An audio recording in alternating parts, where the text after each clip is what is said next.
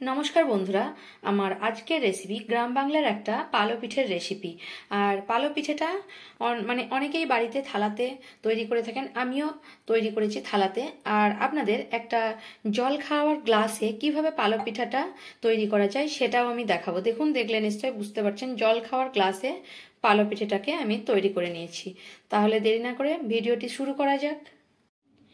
এই পালো পিঠাটি বানানোর জন্য আমি নিয়ে নিয়েছি চালের গুঁড়ো 1 বাটি, আর 1 বাটি নলেন গুড়, আর 1 বাটি নিয়ে নিয়েছি, দুটোই সমান সমান নিয়ে নিয়েছি। আজ খুব সহজ উপায়ে বানিয়ে দেখাবো। এটা খুব বানানো সহজ, আর যত ঠান্ডা পড়বে ততই ভালো লাগবে এই পিঠেটা। এখন প্রচন্ড ঠান্ডা পড়েছে, তাই আমি বানিয়ে দেখাচ্ছি।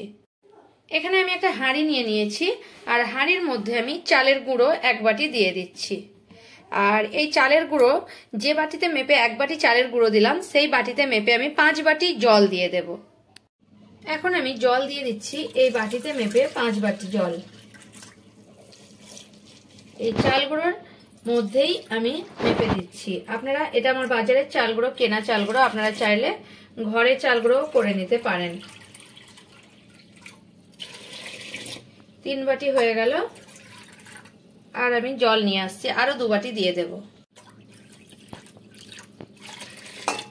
4 বাটি দিয়ে দিলাম, আর 1 বাটি 5 বাটি দিয়ে দিলাম। আমি ভালোভাবে গুলে নেব জলের সঙ্গে। এই জলের মাপটা কিন্তু ঠিকভাবে দিতে হবে, নইলে কিন্তু পালো পিঠাটা একদমই ভালো হবে না। আর এটা যদি জল খুব মোটা হয়, এই যে গুলছি এটা যদি খুব মোটা হয় তাহলেও কিন্তু পালো পিঠাটা ভালো হবে না, আবার খুব পাতলা হয়ে গেলেও ভালো হবে না।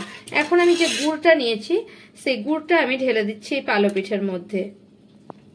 1 বাটি গুড় আমি ঢেলে দিলাম। এটা ভালোভাবে পরিষ্কার করে নিয়ে নেব। এবারে গুড়টা দিয়ে আমি ভালোভাবে গুলে নিচ্ছি। এভাবে ভালোভাবে সবকিছু মিশিয়ে নিচ্ছি। দেখুন, এটা আমি ভালোভাবে মিক্স করে নিয়েছি, আর একদম জলের মতো হয়েছে। এরকমই চাই আমার, ঠিক এরকম ভাবেই, খুব মোটাও না, একদম পাতলা জল নয়, কিন্তু ঠিক এরকম হতে হবে। জলের পরিমাপটা আপনারা ঠিক দেবেন, তাহলেই কিন্তু পালো পিঠাটা সুন্দর হবে। এবারে আমি হাঁড়ি সহ বসিয়ে দেবো গ্যাসে।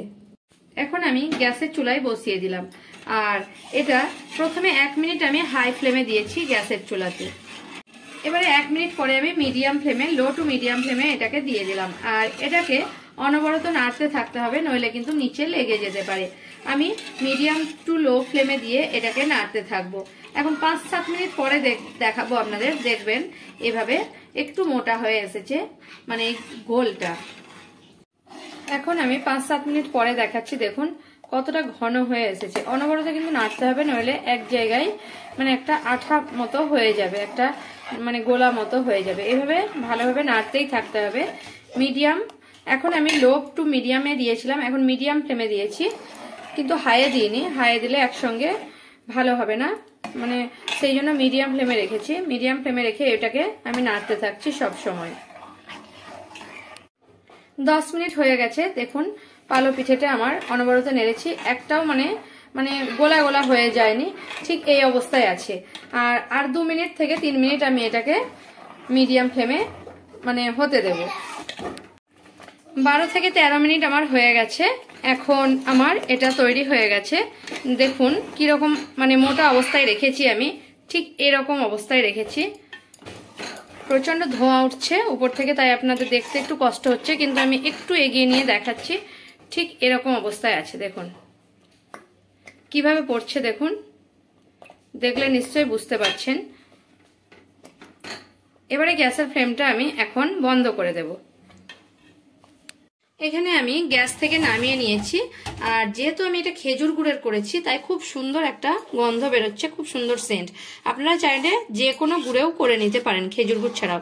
এখানে আমি স্টিলের থালা নিয়ে নিয়েছি, বড় সাইজের, একটা কি দুটো নিয়ে নিয়েছি। আর থালার মধ্যে কিন্তু কোনো তেল বা ঘি ব্রাশ করিনি, এমনি আমি এটা ঢেলে দেব থালার মধ্যে।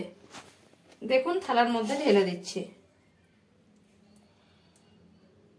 এটা মনে হচ্ছে আমার 2টো থালা হয়ে যাবে, তাই আমি এভাবে একটা থালায় প্রথমে দিয়ে দিলাম, আর একটা থালায় দিয়ে আমি এভাবে থালাটাকে হেলাতে থাকবো, এভাবে নড়াতে থাকবো, তাহলে কিন্তু এটা প্লেন হয়ে যাবে। এবারে এইভাবে আমি আর একটা থালাতেও দিয়ে নেব। যে থালাতে ঢেলে দিলাম এখন, কিন্তু গরম অবস্থাতেই ঢালতে হবে, তাহলে ভালো সেট হবে। এখানে আমার 1 বাটি চাল গুঁড়োতে 2টো থালা হয়েছে বড় বড় সাইজের, আর একটা গ্লাস নিয়েছি। এই গ্লাসের মধ্যে আমি এখন এটা ঢেলে নেব। একটা গ্লাস দিয়েও একটা ডিজাইন করে আপনাদের দেখাবো। আর আজকে এটা যখন আমি মানে ঢেলে দিয়েছি, তারপরে কিন্তু আজকে 2-1 ঘন্টার মধ্যে হবে না, এটা রাত্রে করছি, কালকে সকালে আপনাদের কেটে দেখাবো। আমি গ্লাসের মধ্যে পুরো গ্লাস ভরে নিচ্ছি। এখন আমি এখানে 2টো থালা নিয়ে নিয়েছি, এগুলোকে হালকাভাবে একটা ঝুড়ি ঢাকা দিয়ে রেখে দেব। আর কালকে সকালেই আমি এটা কেটে আপনাদের দেখাবো পালোপিঠাটা কতটা সুন্দর হয়েছে। এখন সকাল হয়ে গেছে, সকালে আমি কেটে দেখাচ্ছি পালোপিঠাটা আপনাদের। এভাবে একটা ছুরির সাহায্যে আমি কেটে নিচ্ছি, কতটা সুন্দর উঠে যাবে আপনাদের দেখাচ্ছি। এভাবে আমি কেটে নিচ্ছি।